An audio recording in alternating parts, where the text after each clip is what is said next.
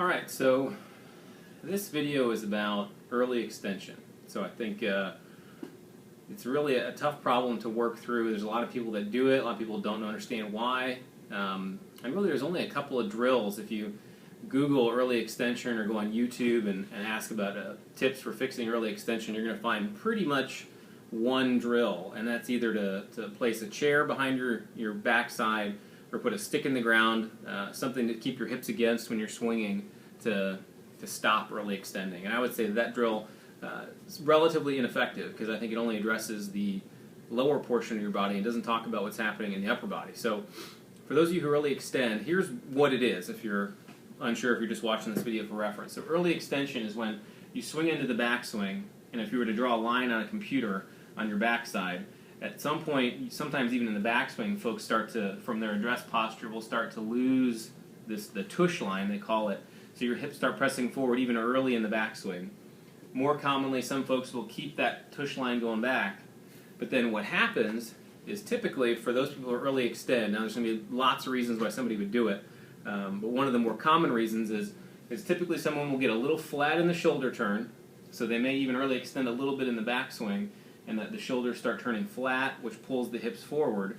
And so now when you have this somewhat flat shoulder turn, what ends up happening is that when you change your orientation of the golf ball, when you turn flat, you're now further from the golf ball. So you've gone from this distance and you've lifted away, more or less. So even if you were able to do that and keep the tush line, so maybe you've lifted away but you've kept the hips back a little bit, what ends up happening to cause the early extension is that from the top of the swing, your plane will steepen out just a little bit. So now the butt of the club's pointing inside the golf ball or down at your feet, and your body knows, especially a lot of good players or lower handicappers will do this. They'll have the club just start to steepen ever so slightly, and right away we know that means deep divots, swiping hits across the ball, slices, things like that. So the early extension, the reason you do it is to, at the last minute, it steepens. Well, now you're in kind of a no man's land position, and the easiest way to flatten that shaft out is to push the hips forward, and now all of a sudden you're back on the inside of the golf ball. And so for people who have historically, I know when I was younger, I'd get the club way under the plane, lift it up, and start to get over it. Well, I got tired of doing that, and somebody told me you got to hit the inside of the golf ball. So I started to do these figure eight drills where I would take it out and drop it in. And what developed from that was that I would get it up to a decent top of backswing position, but my arms would be falling so far behind me, and to cheat it, more or less, to cheat the inside path, I would just, instead of actually lowering the hands and then rotating, I would simply get to the top and press forward my lower body and get that club to the inside. So a lot of folks you'll see will hit the ball on the heel. They'll have shanks, things like that, because essentially that your swing radius is, yes, it's getting flatter, but you're actually moving yourself closer to the golf ball. And now you're going to have really high hands through impact. You'll see folks measuring 2, 3, 4, 5 degrees upright, some of these absurd measurements when you'd rather have people err on the other side and want to flatten the club coming through the ball as opposed to having really high hands through impact. So how do you fix it? So you can put a chair up against your backside and make swings and work on that kind of stuff. And having had this problem in the past, one of the things that I found was that it was difficult to compress the ball, started hitting the ball out on the toe, really just unsolid contact, because what was happening is that I was working real hard to keep my lower body back, but what was happening is I was still used to raising up and throwing the club out. And so what I wasn't getting was that forward driving movement of the upper body. So what I would tell you to do, and it's really not a drill, it's more of a swing thought, is that if you hold a golf club in front of you, and so I've got a club right now that goes from my left hip up to my right shoulder, and it's about 2-3 inches apart from each my shoulder and my hip. So when I swing to the top, what I want you to do is keep the orientation of the shaft between your left hip and your right shoulder. So if it's 2 inches apart now, what I want you to do is send the hips southwest.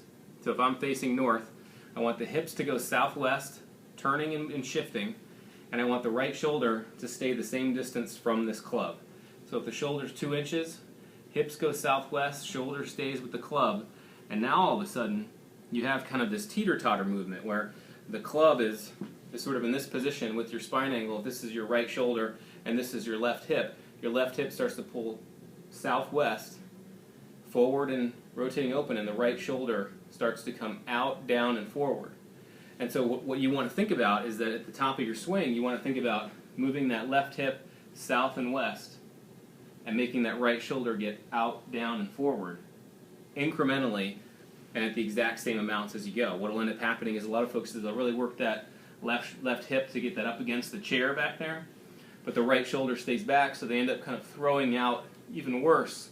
Even if they're keeping that hip back, they're still throwing the club out, and they're not getting this heavy hit with the right shoulder. So that's what would be the focus when you're hitting golf balls, is to think about, okay, I've got this left hip about the same distance from the club as my right shoulder.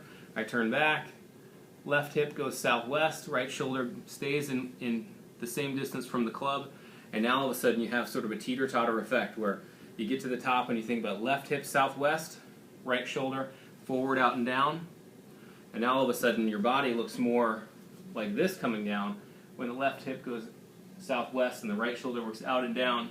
Now all of a sudden my backside stays back and my arms come down in front of me, as opposed to this move where the right arm's trapped, lots of throwaway and no power. Instead, left hip goes southwest, right shoulder goes out, forward, and down, and now you have room. So focus on both parts. So faults and fixes, a lot of people are going to do this and hit it fat, because what will end up happening is their left hip will not go forward enough. It will spin, and the right shoulder will come out, and you'll just stick it in the ground. So if you're hitting it fat or slicing the bejeezers out of it, you got to make sure the hip goes enough west and not just south. So you want it to go south and west.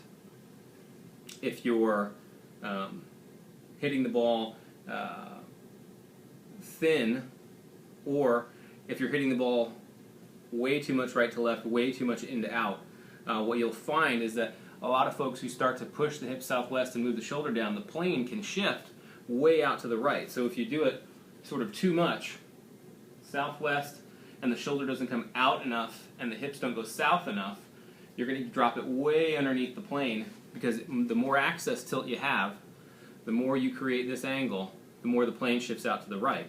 So what you want to make sure you're doing is, if you're hitting way inside out hooks or hitting it really thin, what you want to make sure you're doing is making sure that the hip is going enough south and making sure the right shoulder is going out enough.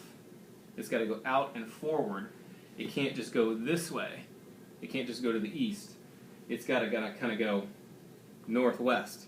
So it's got to get out in front of you, stay the same distance from the shaft, etc.